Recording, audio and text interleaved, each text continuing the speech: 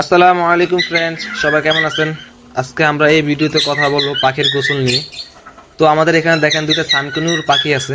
তারা গোসল করার জন্য অনেক চেষ্টা করতেছে, পারতেছে না, কারণ বাড়িটা অনেক ছোট। আমরা তাদেরকে পানি দিয়েছিলাম খাওয়ার জন্য, তারা এইটাতেই গোসল করার চেষ্টা করতেছে। আর আপনাদের পাখির খাঁচা যদি কোনো রকম খাবারের পাত্র থাকে, ওগুলো বের করে নেবেন পানি দেওয়ার সময়, গোসলে পানি দেওয়ার সময়। প্লাস দেখেন, আমি আসলে আমার বাটি দেওয়ার মতো কোনো কিছু ছিল না, কারণ তারা পানি অনেক নষ্ট করে, পানিগুলো ফালিয়ে দিই। কারণ আমি আমার 1 লিটার একটা বোতলে স্প্রে করার জন্য, তাদেরকে গোসল দেওয়ার জন্য আসলে পানিগুলো নিয়েছি। তো দেখেন, পানিগুলো সুন্দরভাবে স্প্রে করে দেবেন তাদের গায়ে। প্লাস একটু খেয়াল রাখবেন যাতে তাদের চোখ এবং কি নাক আর কি, ওটাতে যেন বেশি একটা প্রবেশ না করে। আপনার তাদেরকে পুরো অনেক, যেমন বুক, তারপরে পাখা, হ্যাঁ, লেজ, এগুলা বেশি ভিজিয়ে দেওয়ার জন্য। অতি মাত্র ভিজিয়ে দিবেন না, আবার একবার কমও দিবেন না।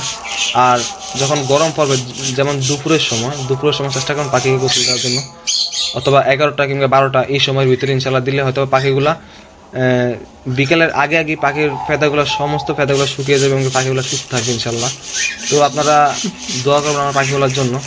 আর চেষ্টা করবেন যে যখন গরম আসবে তখন পাখিকে সফট ফুডটা বেশি দেওয়ার জন্য, যেমন শাক, তারপরে ঠান্ডা জাতীয় যে খাবারগুলো আছে ওগুলো দেওয়ার জন্য। ইনশাল্লাহ পাখি সুস্থ থাকবে, পাখি হিট স্ট্রোক থেকে দূরে থাকবে। আমাদের জন্য দোয়া করবেন।